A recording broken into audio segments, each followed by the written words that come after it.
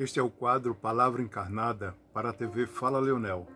A palavra de hoje é resiliência. Apesar de ser uma palavra, um conceito gasto, porque é apropriado pelo capitalismo e tudo que o capitalismo coloca a mão apodrece, e aí a gente encontra esse uso abusivo de resiliência no coaching, nas publicações de autoajuda. Mesmo assim, eu quero trazer essa palavra hoje com uma outra abordagem, uma abordagem mais baseada no estoicismo, aquela filosofia antiga do período helenístico que produziu uma atualíssima filosofia de vida. O problema dessa apropriação desses modismos capitalistas é que entende a resiliência como uma capacidade fixa, a resiliência como uma propriedade que o indivíduo deve ter fixamente. E a abordagem que eu faço hoje de resiliência não é isso. É resiliência como um processo, não como uma propriedade, uma capacidade do indivíduo, não como uma propriedade física, mas como um processo. Essa palavra vem da física dos materiais e ela define a qualidade, e aí propriedade adequadamente, e aí a propriedade dos materiais de sofrerem uma pressão, uma atração, uma violência e voltar ao estado anterior. Isso é possível nos materiais. Exemplo, se nós pegarmos um colchão de uma cama, uma espuma, e imprimirmos uma força, aquele material, por resiliência, tem a capacidade de voltar ao estado anterior.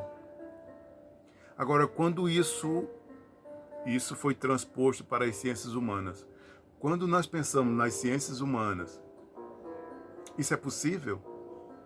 Os seres humanos que passam por uma experiência traumática, um sofrimento, um luto, uma perda, uma doença grave, terminal, e por resiliência, ele volta ao estado anterior? Acredito que não. Não deve voltar ao estado anterior. A resiliência, nessa abordagem que eu faço agora, é justamente isso. É não voltar ao estado anterior. Mas não voltar ao estado anterior, ao estado inicial, mas trazer consigo todo o aprendizado da jornada que trilhou. Por isso que essa abordagem é diferenciada. Para o estoicismo, essa filosofia que eu me referi, a resiliência está relacionado mais com coragem. Um dos conceitos fundamentais dessa filosofia de vida é coragem. Ou seja, agir,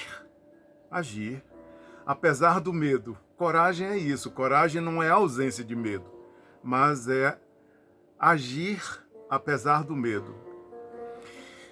Por isso que a resiliência nessa perspectiva é um processo, porque implica em aprender e praticar.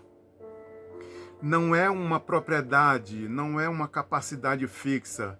A resiliência é situacional. O indivíduo age naquela situação, com os recursos que ele tem naquela situação, a partir do fenômeno que aparece naquela situação.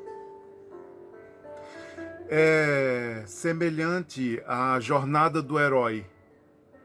A jornada do herói, que é um arquétipo universal. O herói sai para a sua jornada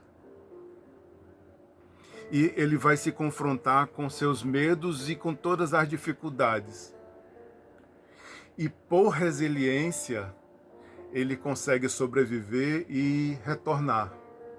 E esse herói, após essa jornada, é reconhecido pela comunidade, porque nunca mais ele é o mesmo. Ele não é o mesmo que partiu.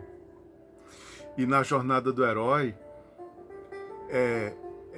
é mais presente uma atitude criativa, artística, do que propriamente racional. Porque os medos que nos confrontamos todos os dias, óbvio que nós não podemos abrir mão da racionalidade, mas nós precisamos de outras habilidades, digamos assim, mais afetivas, mais emocionais. Por isso que resiliência situacional está relacionado também com o desenvolvimento de inteligência emocional. Eu sei que tem características que são válidas, como otimismo, pensamento positivo, autoconfiança, ter objetivos claros, ter uma comunicação fluida, ter iniciativa, ser flexível, ter capacidade de usar estratégias novas. Mas eu quero me referir a algumas habilidades, algumas condições que a filosofia estoica nos ensina.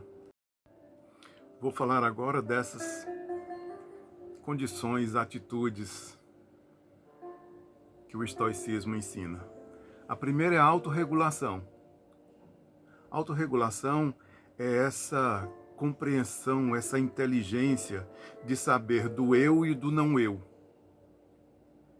Saber do eu é dar conta de autoconhecimento, reconhecer os limites e as possibilidades. Todos temos. E o não eu é esse conjunto de objetos, situações, processos que estão no campo, estão no entorno e que influenciam a minha atitude, minha compreensão o tempo inteiro. Então, autorregulação é essa capacidade de agir no eu e no não eu. Essa capacidade de desenvolver o autoconhecimento para meus limites e minhas possibilidades. Tem a ver também com autodisciplina. Autodisciplina é a atitude de dizer claramente quem manda em mim. Sou eu ou as redes sociais? Sou eu ou um aparelho que é muito importante, mas eu tenho um grau de dependência. Eu não vou ali na esquina se não levar o aparelho na mão. Então, autodisciplina é essa condição de cuidar de si próprio e ter a clareza de o que é que eu permito que entre na minha vida e o quanto entra e como entra. Isso é autodisciplina, que é válido para tudo, para as atitudes do dia a dia, para o trabalho, para as relações, para o que se alimenta, o que bebe, o que consome. Outra atitude é a atitude de pedir ajuda, recorrer à rede de apoio, familiares, parentes, profissionais de saúde, quando necessita. Então, essa é uma atitude resiliente, que é diferente do que dizem por aí, que resiliência é a invulnerabilidade. Não. Resiliência é a capacidade de reconhecer-se vulnerável, reconhecer nossas vulnerabilidades, todos temos, e reconhecer quando não dá conta sozinho, e aí pedir ajuda. Essas abordagens, esses profissionais existem para isso. Por isso que é tão importante nós construirmos nossas redes de apoio. Outra atitude resiliente é não se evadir da experiência, não fugir da experiência, não superar a experiência, mas entrar na experiência, atravessar a experiência, mesmo que desintegradora. Geralmente se sobrevive. E a pessoa, na condição resiliente, sobrevive e tem histórias para contar. Algo que está se tornando muito raro, que é pessoas que têm história para contar.